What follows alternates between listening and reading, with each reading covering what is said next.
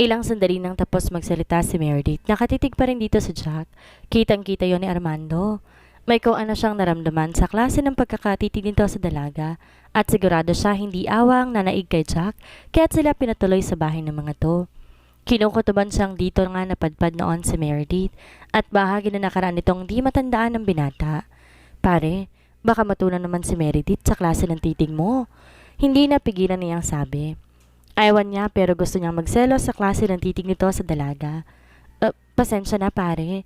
Hindi lang kasi talaga ako makapaniwala na nangyayari talaga sa totoong buhay yung nangyari kay Meredith. Na hindi niya matandaan ng mga nangyari sa kanya sa nakalipas sa isang buwan. Pero totoo ang naniniwala ako sa'yo. Pero hinahanap mo ka mo ang taong makakapagturo sa'yo ng totoong pamilya ni mo? Tanong nito sa Jack maya-maya. Oo, pero hindi nangyari dahil nga pupunta pa lang kami dito sa Isla Matubig. May gusto nang humarang sa amin. Tinambangan ang sinasakay naming lancha, dahilan para mapuruhan kami ng mga kasama ko. Ani rito ni Meredith. At kaya ka nandito ngayon dahil gusto mong ituloy ang balak mong hanapin ang taong makakapagturo sa'yo kung nasa ng tunay mong pamilya, tama ba? Oo, pero bumalik din ako dahil gusto kong malinawan kung saan ako nagpunta nung nawala ako. Madalas akong managinip na kalituhan ang dinudulot sa akin at hindi ako matahimik. Pwede kitang tulungan na maghanap ng taong sadya mo rito. Pero hindi ka ba natakot na baka maulit ang pagtatangka sa buhay mo dahil sa pagbabalik mo rito? Hindi. Kasi kung hindi ko gagawin, paano ko matutunto ng tunay kong pamilya? Mahinahong sabi ni Meredith.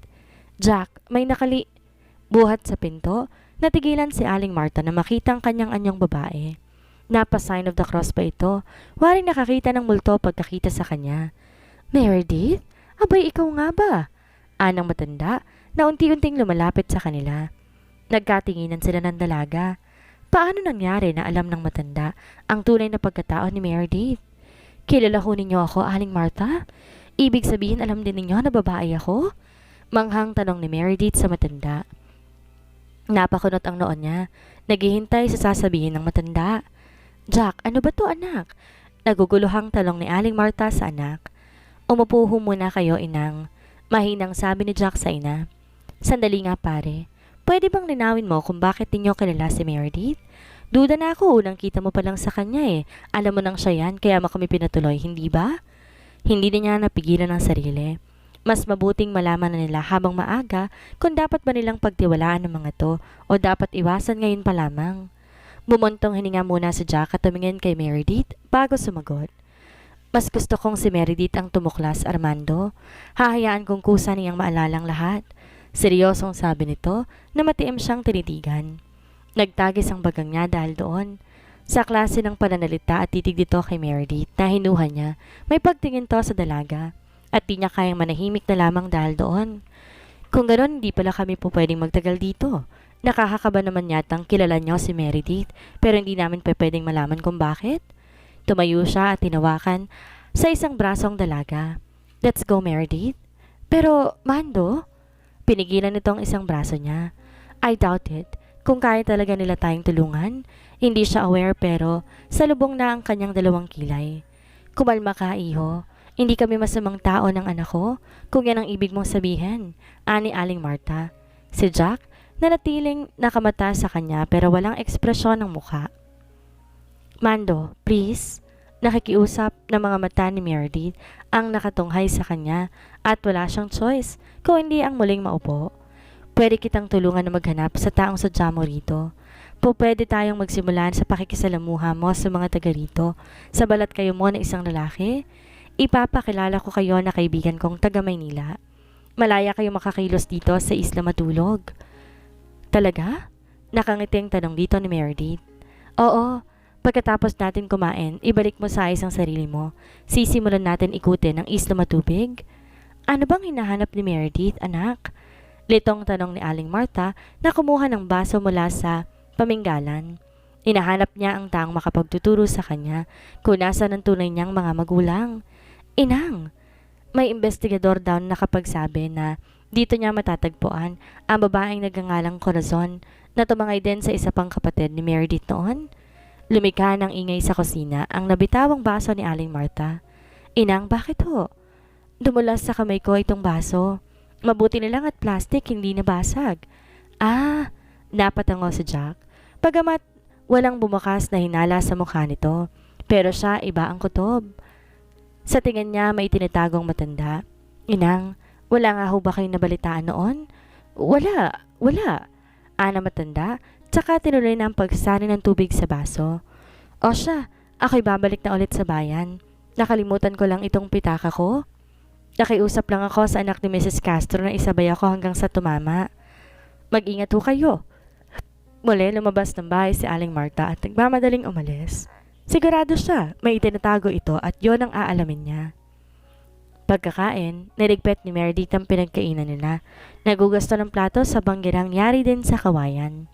Napansin niya simple at payak ang pamumuhay ni Jack at ang ina, pero larawan ng bahay ng mga to na parehong masipag at masipag ang mga nakatira doon. Panay kawayan yari ng mga bahay ng mga taong nakatira sa isla, pero ang sa mag-ina yata ang pinakamaayos. Lumabas si Jack at nakita niyang nagtungo ito sa pampang sa direksyon kung nasa ng bangka nito. Sinundan niya ang binata. Nag-aayos na lambat na gamit sa pangisda ng datna niya. Pwede ba kitang makausap, Jack? Ani rito. Nakakunot ang noon nito nang balingan siya. Sige, ano bang gusto mong pag-usapan? Sabi nito habang patuloy sa ginagawa. Sandali lang siya nitong tinapunan ng tingin. Ngayong sila lang dalawa ang magkaharap, nararamdaman niyang pareho silang inis sa isa't isa. Tungkol kay Meredith. Kasali ka sa nakaraan niyang hindi matandaan, hindi ba? Hindi pa rin siya nito tinitingnan pero huminto to sa ginagawa. Tumingin sa dagat ng matagal bago sa wakas ay balingan siya. Tama ka. Akong nakakita sa kanyang palutang-lutang sa dagat at walang malay. Inuwi ko siya sa bahay namin at wala na siyang matandaan pagkagising niya. Ano pang gusto mong marinig, Armando? Nanunukat ang tingin nito sa kanya.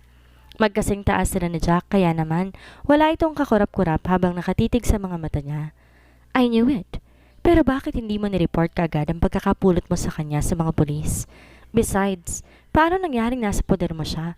Pagkatapos nakita na naman siya ng Coast Guard, palutang-lutang sa dagat, kaya lang siya na ibalik sa pamilya niya? Hindi na niya napigil pa ang sarili. Kung kailangan pigain niya ito sa pagsasabi sa kanya ng lahat, gagawin niya. Kailangan may managot sa muntikan ng pagkamatay ni Meredith. Anong... Lumakad siya sa may gawing batuhan. Umupo sa ibabaw nun. Sumunod sa kanya si Jack na nagtataka ang mga mata na nakasunod sa kanya. Matagal ko na siyang ipinahahanap. Bumuo ako ng rescue team para hanapin si Meredith. Araw-araw para akong baliw at masisiraan ng ulo kapag darating ang gabi na wala pa ring balita sa kanya. Nang malaman kong nakita siya sa kalapit na isla nitong Isla Matubig, para akong biglang nabuhay. Biglang nagkaroon ulit ng buhay ang paligid ko dahil sa wakas, nakita ng babaeng pinakamamahal ko. Pero hindi pa rin pala magiging ganap ang saya ko. Gusto niyang bumalik dito dahil may mga alaalang gumugulo sa isipan niya. Masakit man isipin pero sa tingin ko, ikaw ang nasa alaala niyang gusto niyang balikan. Bakit? May namagitan ba sa inyo habang nandito siya sa poder mo?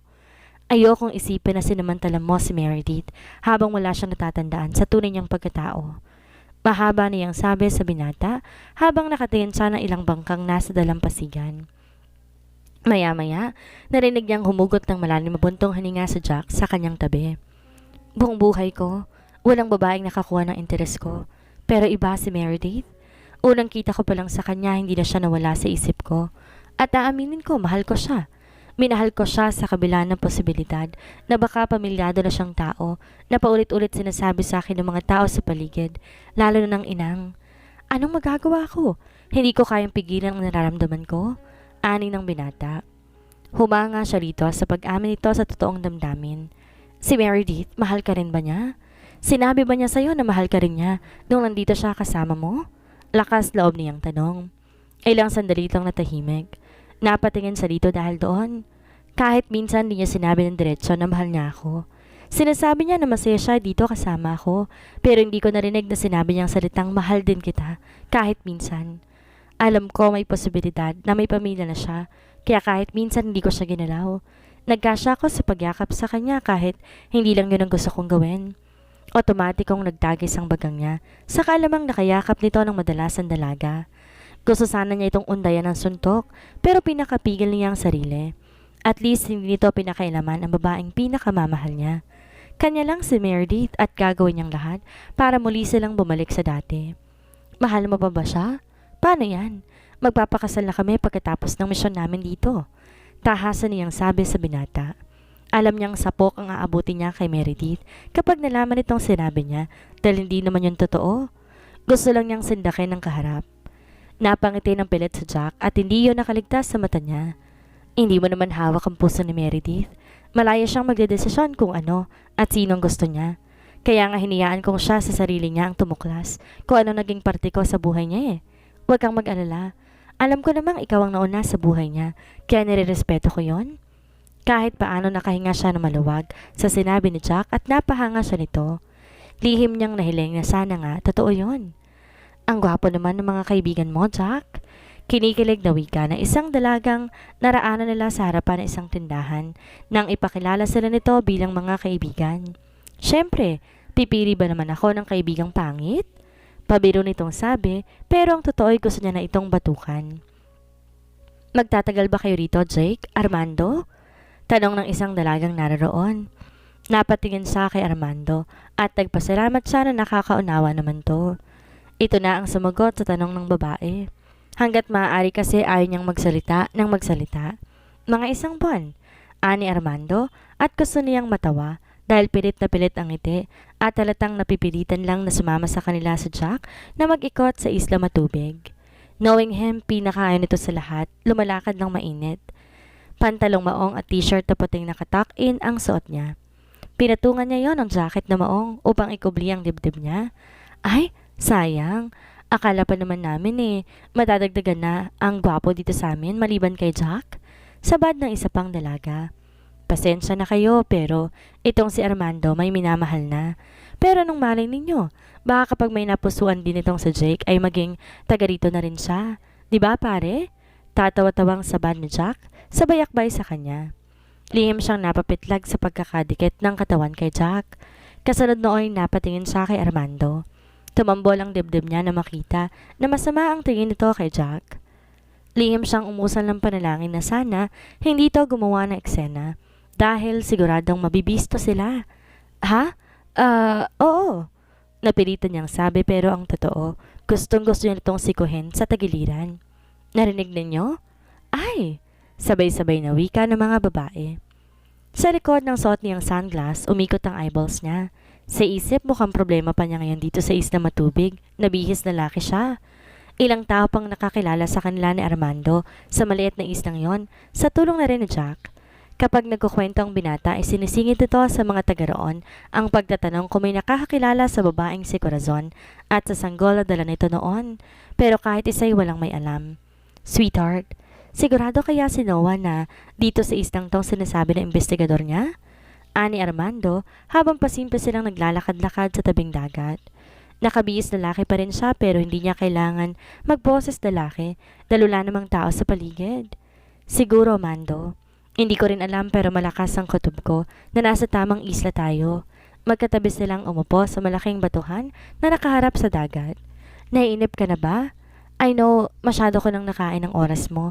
Pwede mo na akong iwan dito. Napabayaan mo ng Kapitolyo? Sincero siya sa sinabi. Mabigat din sa dibdib niya ang mapabayaan ni Armando ang trabaho sa munisipyo para lamang samahan siya. Alam niyang matagal na nitong pangarap ang pumasok sa politika at ayaw naman niyang siyang maging dahilan ng pagkasira ng pangarap nito. Buhat sa pagkakatanaw sa dagat, binalingan siya ng alkalde. Buo ng pagmamahal ang tinig nito sa kanya. Handa na akong iwan ng Kapitolyo para sa'yo, Meredith. Mas gusto ko pang makasama ka kaysa sa ano pa bang bagay. Anito na talaga namang humahaplo sa puso niya. Naturala siyang sandali sa mukha ni Armando at hindi nakapagsalita. Pero ayaw niya yon. Hindi niya mapapatawad ang sarili kung i-give up nito ang matagal ng pangarap dahil lamang sa kanya. No, Armando. Alam kong matagal mong hinangad ang... Shhh! Matagal ko nang gusto yan. Pero mas gusto ko mag-focus sa'yo. Gaya ng sabi ko, hindi ko nakakayaning mawala ka pa sa akin. Feeling ko kapag mayor ako, hindi kita maasikaso at ayoko nun.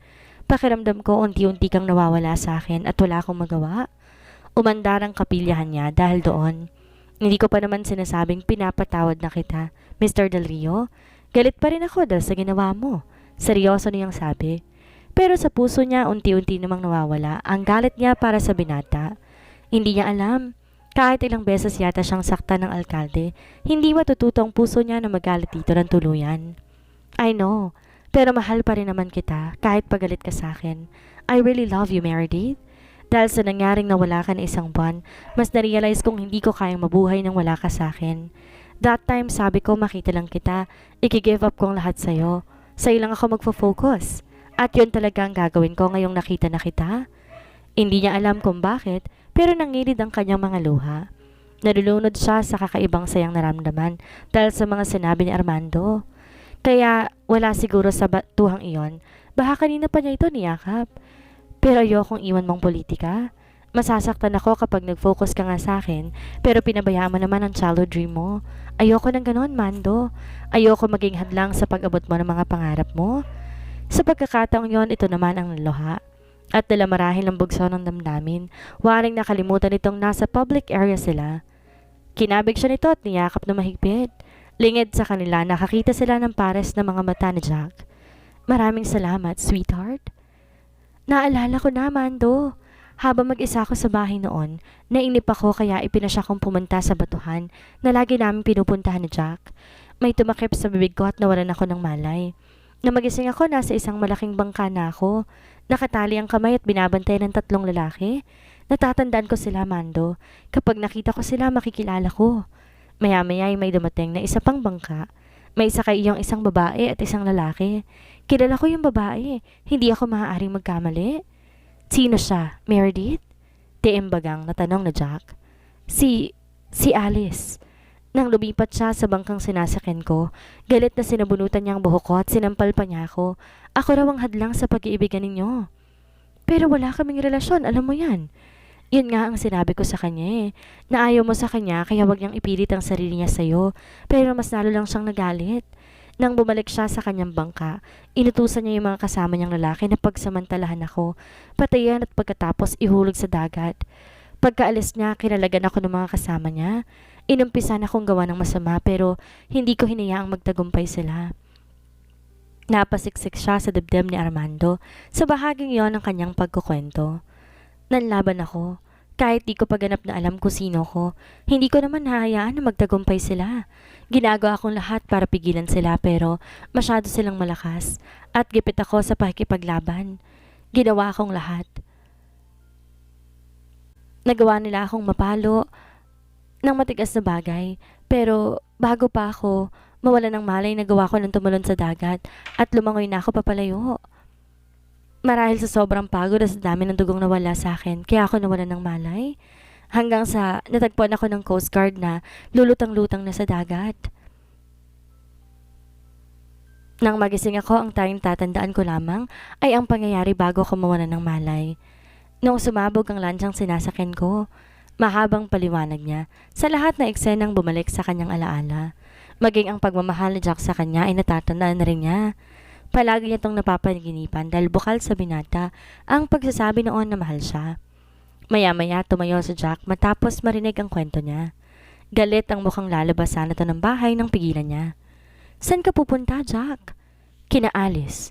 Kailangang maturuan ang leksyon ng babaeng yon. Sa klase ng mukha ni Jack, galit ito. Mula sa kawayang upuan, tumayo na rin si Armando upang pigilan ang binata. Huwag tayong magpadalos-dalos, pare. Gusto kong makulong ang mga gumawa nito kay Meredith at ako ang gagawa ng paraan para mangyari yon. Seryosong sabi ni Armando na tumayo na rin. Excuse me, sweetheart. May mga tatawagan lang ako. Anito bago lumabas ng bahay. Muling naupo si Jack sa upuang kawayan.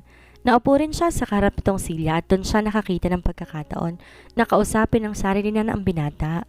Jack, natatandaan ko ng lahat. Nag-angat to ng tingin at tinitigan siya pero nanatiling hindi nagsasalita. Ikaw, natatandaan ko ng namahal mo ako at hindi niya magawang ituloy ang sasabihin. Namahal kita at lahat ng masasayang alaala natin natatandaan mo na pero hanggang doon na lamang yon, di ba Meredith? Laglag ang balikat nito nang sabihin ng mga salitang iyon. Bagamat nakangiti, kitang-kita niya ang pait na nakabalate sa gwapong mukha ng binata. Jack, huwag kang mag-alala dahil alam ko na, Meredith. Nalaman kong may nagmamayari na sa'yo mula nang sundan kita sa Maynila. Sinundan mo ko sa Maynila? Hindi makapaniwala niyang sabi. Hanggang sa pagbabalik mo rito sa isla, nakasubaybay ako sa'yo. Nakita ko ang lahat ng kilos mo, ang pagbabalat kayo mo, ang pagbalik mo dito sa isla matubig bilang isang lalaki. Kaya nang kausapin ninyo sa inang tungkol sa panunuluyan ninyo, magkasabay lang kayong dumating. Dahil bawat hakbang mo, nakahakbang din ako, Meredith. Totoong nagulat siya sa narinig. Hindi siya nakapagsalita. Hindi siya makapaniwala na kayang gawin ni Jack ang ganoon. Dooy nakita't naunawaan kong pagmamayari ka ni Armando at ang namagitan sa atin ay hiram na sandali ko lamang. Na siya talaga ang mahal mo at sa pagbabalik mo yun sa kanya, malayong maalala mo pa ako. Jack, huwag kang mag-alala. Tanggap ko naman ang mangyayaring lahat ng to. Nababalik ka sa totoong mahal mo. Pero nagpapasalamat pa rin ako sa iyo, Meredith. Kahit sa sandaling panahon lang naranasan kong sumaya. Habag na habag siya sa binata ng mga sandaling iyon, pero wala na siyang magagawa. Iisa pa rin ang tinitibok ng kanyang puso, at yon walang iba kundi si Armando, sa kabila ng lahat. Nilapitan niya si Jack at niyakap. I am sorry, Jack. Hindi ko sinasadyang saktan ka at... Shh! Hindi mo naman ako sinaktan. Ako ang makulit na minahal ka pa rin, kahit walang kasiguraduhan na wala kang pananagutan. Ilang beses akong pinaalalahanan ng inang pero makulit talaga ako. Salamat, Jack. Maraming salamat at naiintindihan mo ako. Ano kaya ang kinalaman ni Aling Martha? Bakit tila natigilan siya na marinig ang pangalan ni Corazon na may kinalaman sa pagkatao ni Meredith? Mapagbayad kaya ni Armando si Alice at ang mga lalaking nagtangka na masama kay Meredith? Yan ang ating aalamin sa susunod nating kabanata.